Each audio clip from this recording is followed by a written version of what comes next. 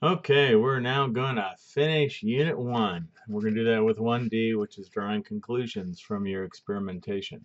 We're going to do this by studying two people. First guy is going to be Francesco Redi in 1668, because people were actually looking at decomposing material and actually breeding of flies, and they actually thought of something like spontaneous generation, where life actually comes from non-living material. Even though meat was alive at one time, it's considered non-living because it is no longer living. So they're actually saying maybe that stuff actually breeds flies. It becomes flies or becomes whatever. So does spontaneous generation occur? And Reddy is saying no, it does not. He's saying flies must come from flies. So he sets up an experiment, and what he does is he knows about controls and he knows about experimental design. So what he did is he had two different containers done three different ways. He had two different types of meat in the containers. He had the same two different types of meat in these two containers, same two in these two containers. On this one, he actually put animal intestine. Animal intestine was used to actually make like hot dogs or sausages. It is a relatively waterproof material. They used to carry water and wine in animal skin containers as well. So they put those over too, and they also use cheesecloth, the things you actually separate curds and whey, separate the cheese from the milk. What's left after the milk protein is curdled. So what happened is these were open to air, these were closed, no air got in and out, and these were actually open to air, but they actually kept the large things out. So what happened? With time, we started getting small maggots, larger maggots, and they actually developed into flies. This one, nothing. The meat putrefied here or decomposed. It also decomposed here, and it decomposed here because these were not refrigerated, they were not smoked, they were not salted.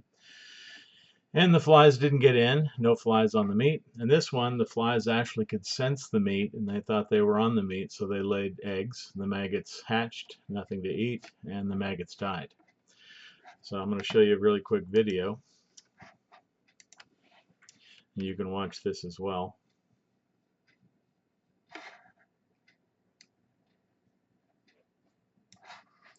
You're not going to be able to see the whole thing, but you can access it with the link. Where do cells come from? If a cut of meat is left out, over time it will putrefy and begin to teem with microorganisms and possibly with larger organisms like maggots. Prior to the mid to late 19th century, the origin of microorganisms in decaying matter was in question. Some maintained that microbes arose from other microbes that landed on the food from the air. Others supported the hypothesis of spontaneous generation, which states that living organisms can arrive spontaneously from non-living matter.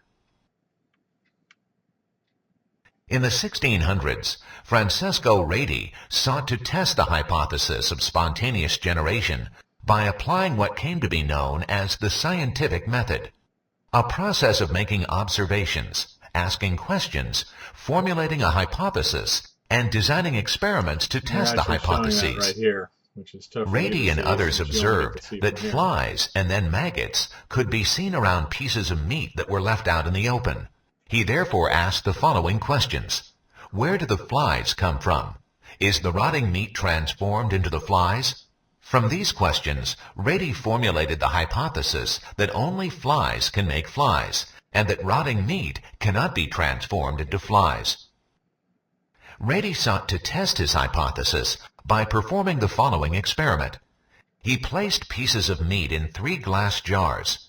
The first jar was left open, the second was covered with a loose netting, and the third was completely sealed. All jars were exposed to flies in the surrounding room. Redi predicted that if meat could not be transformed into flies, then the sealed containers should not produce either maggots or flies. Whereas, if the meat can be so transformed, then the sealed jar should also develop maggots and flies. Redi recorded the presence or absence of flies and maggots in each of the 3 types of jars. As he predicted, neither flies nor maggots were found in the sealed jars, whereas in the open jars, maggots and flies were abundant. In the jars covered with netting, maggots were found within the netting itself, but not on the meat inside the jar. Redi concluded that meat could not transform into flies. Only flies could produce flies. The theory of spontaneous generation could not be supported and was incorrect. Unfortunately, Redi's experiment did not convince everyone. Some argued that while spontaneous generation might not apply to larger organisms like maggots and flies, it might still be applicable to smaller microbes. The question was finally answered definitively in the late 1800s by Redi Pasteur in his now classic experiment. We'll look at that one in a few seconds. Okay, so let's talk about that one. Actually, let's talk about the experimental design. So what would be a good title for Redi's experiment? The effect of the type of lids on the growth of maggots. His hypothesis was if the jar is sealed, then there will be no maggots because maggots have no access to the putrefying meat. Independent variable, thing he knew before. He knew he was going to have lids. He knew he was going to have coverings of some sort. Dependent was going to be will the maggots show up or not. Experimental group, coverings of the cloth, the intestine lining, hot dog or leather. He probably used, I don't know which one of those he used, but something that actually allowed air not to go in and out, or water. Control group was the open jar. Constraints, jar size was the same, jar material was the same, the environment was the same, the amount and type of meat was the same, and there were flies everywhere. Repeated trials, more the merrier. He did this 2 times. And his conclusion was sealed jars grew new maggots, therefore spontaneous generation did not occur. Louis Pasteur did the same thing in the late 1800s, 1864, and he did this because even though the flies didn't work, there were actually bacteria and fungus growing on the meat.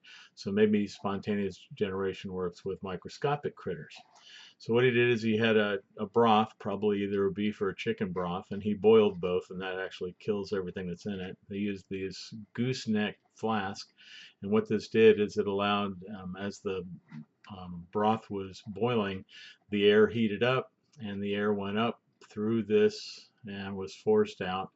And then as the broth cooled, air came in, but if there was any particulates in the air, it actually sunk, just like the trap on a sink. It actually accumulated right here and didn't make it up and over and into the broth.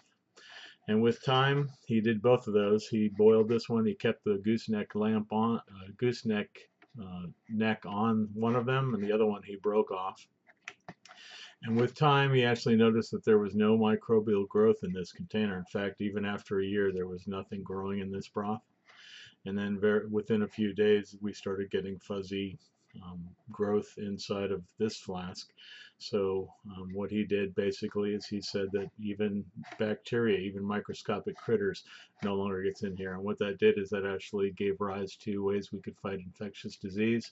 We could keep hospitals sanitary, and we could even pasteurize milk to kill the bacteria to make the milk last longer. And let's take a look at the second part of this.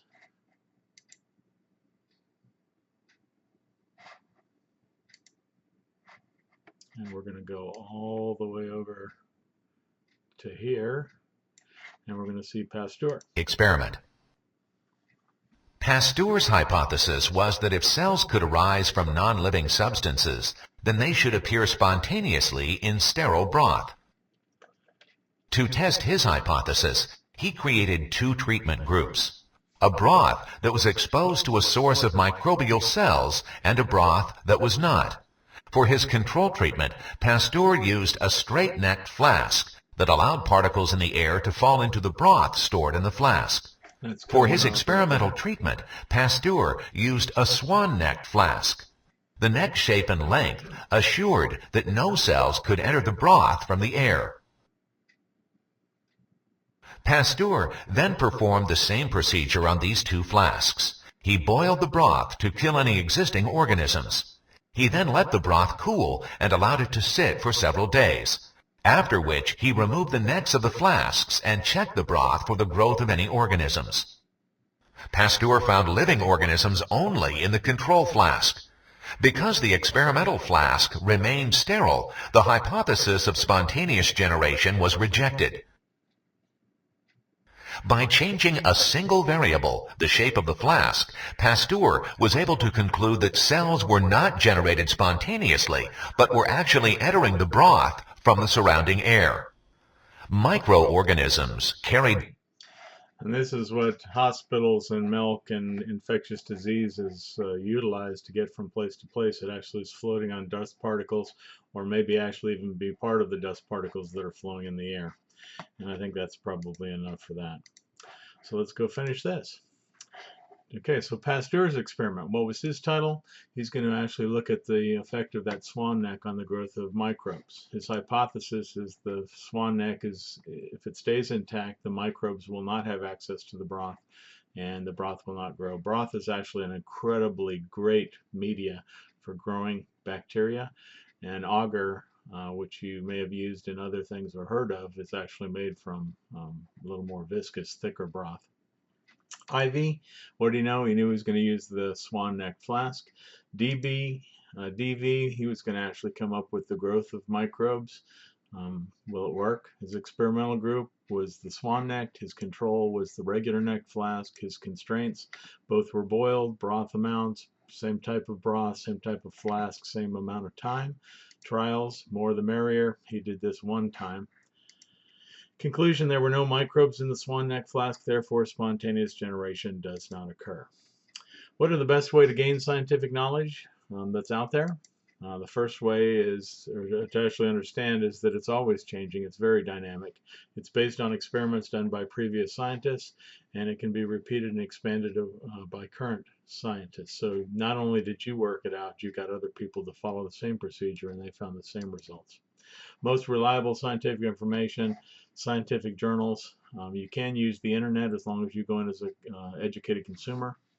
There are some sites that are probably more valid than others, but scientific journals that come out weekly or monthly contain current information from scientists. The validity of data and results. Scientists do repeat these trials over and over. They try to actually show the procedure is working. They show the results are working. They're very reliable results. It's not done just one time. How does science work? We take a hypothesis, something that's testable, something that we can actually design and experiment, and something that it can actually use observations as well as previous knowledge. We have theories. Theories are one or more hypotheses that have been tested many, many times by lots of different people and found to be true. Theories can be disproven. Example is the cell theory. We'll actually talk about cell theory, how it's changed over time. Evolution is dynamic and actually changing with time. And theories do not have to become laws. And a law simply is a rule of an action. It does not explain why it happens. It just explains the action that's never been disproven. Usually physics has these, mathematics has these. One example is energy is equal to mass times the speed of light squared. Einstein's theory of relativity. Okay, I think that ends it, and I appreciate you stopping by. That is the end of Unit 1.